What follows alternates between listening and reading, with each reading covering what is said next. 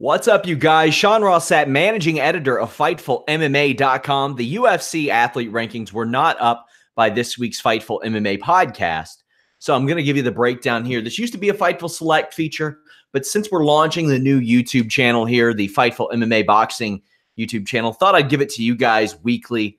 And there are a lot of changes, and there's some stuff that isn't even worth talking about. We're talking about it anyway.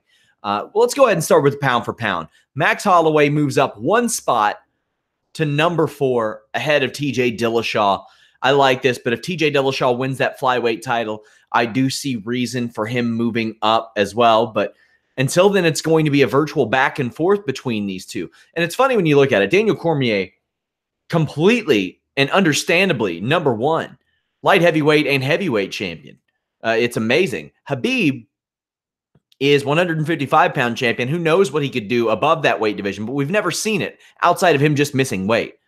John Jones, we've not seen what he can do at heavyweight. That's all a hypothetical. Max Holloway was going to compete at 155 for a title, but that's just a hypothetical. Same with TJ Dillashaw. As of now, it's hypothetical. George St. Pierre, we have seen him win in 2 weight divisions. We've seen Conor McGregor win in 2 weight divisions. We've seen Henry Cejudo fight at 2 weight divisions. Amanda Nunes is one that by the end of the month could see a giant leap. If she beats Chris Cyborg for the 145-pound title, that could be a giant leap for Amanda Nunes. I see her launching in the top 10, maybe even right above Tyron Woodley here. Flyweight division, at this point, it's like, why do we answer this? Because look at the way things are. Sergio Pettis is leaving the division. We know this. Ray Borg leaving the division. We know this. So you get Alex Perez, Tim Elliott, Bibilatov, Saeed Nurmagomedov, Benoit, and Shelton all moving up a spot. This is the most insignificant, pointless set of rankings that I have ever seen. It's a shame what is to become of this division. We have Rob Font. Big fight this weekend against Sergio, actually. If Sergio wins that, he could leapfrog. I wouldn't say top 10, but he will land in the top 15, and he'll be out of those flyweight rankings. Cody Stamann moves down a spot. Font up 1. No major challenges or no major changes. No changes to the featherweight division either. Max Holloway wins. Brian Ortega retains his number 1 spot. Moicano doesn't fall for missing weight or anything like that. We see Chiesa and Nate Diaz switching spots. Chiesa planning on competing at welterweight soon, so that is a moot point as well. Gunnar Nelson's win was not a moot point. He moves up 2 spots to number 12, while Alex Oliveira falls 2 spots to number 15. This moves up Eliseo dos Santos 1 spot, and Donald Cerrone slides down 1 spot. Ultimately, I think that was the right call. Alex Oliveira is a fringe top 15 guy, so Nelson moving up a couple spots as a result. No sweat, no harm, and he moved up above Oliveira in doing so.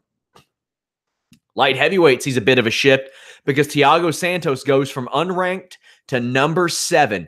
There might be some that have an issue with this because it was his first win against a light heavyweight, but Jimmy Manuwa probably shouldn't be in the top 10 right now after losing 3 in a row. He drops 2 spots. Reyes falls down 1. Anderson, OSP, Teixeira, Shogun, Serkinov, Krylov, all down a spot. I don't think that Shogun should be as low as 13. I don't think Reyes should be as low as 8. I would put Reyes up at number 6.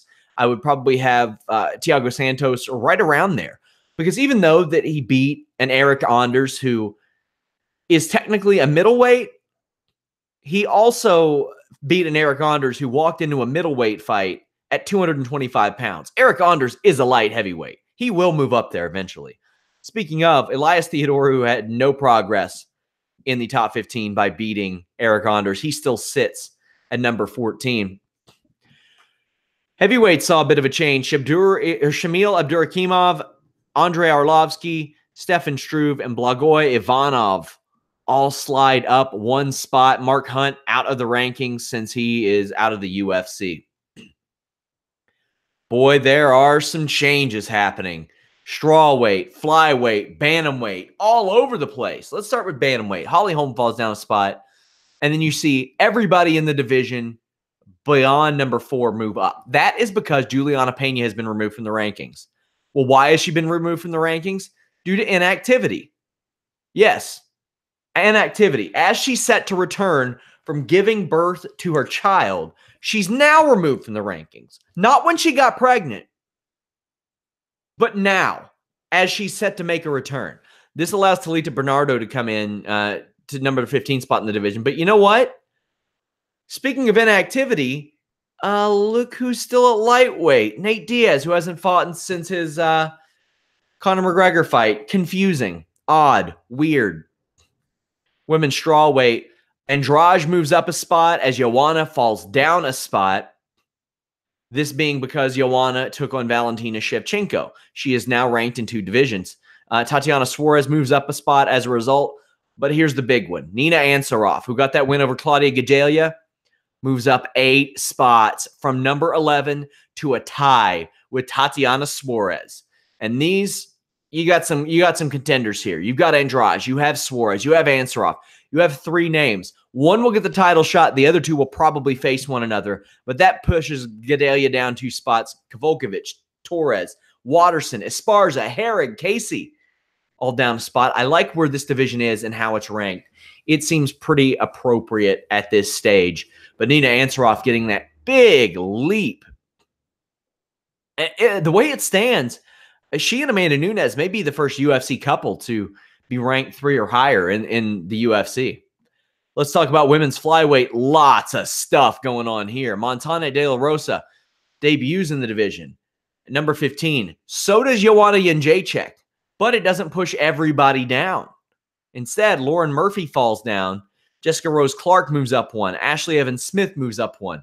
Mara Romero Barella moves up 1. Andrea Lee moves up 2 ahead of a fight that she has this weekend. She could very well launch herself into this top 10, top 11 of the division. You see Liz Carmouche and Alexis Davis both move up spots as well. Sajara Eubanks confusingly moves up 2 spots. She is leaving the division. She will not exist there, but she moves up 2 spots. I don't get it. But the reason that not everybody fell and some people moved up is because there was no champion before this. Nico Montano had a vacant spot here. So what that did was eliminate Valentina Shevchenko from this top 15 and put her in the champion slot. So a woman like Joanna can debut and jump the ladder all the way to 6 and only push down 1 person. Everybody else essentially moves up 1. Nico Montano, nowhere in the rankings to be seen. This is about to change big time. Sajara is going to be gone. We don't know if Joanna is going to stick around there. She says that she wants to. It's a lot to be said. A lot to be said about Jessica Eye. From number 9 to number 1, I think she's proven her worth in that division. I think that is a reasonable spot for her as well.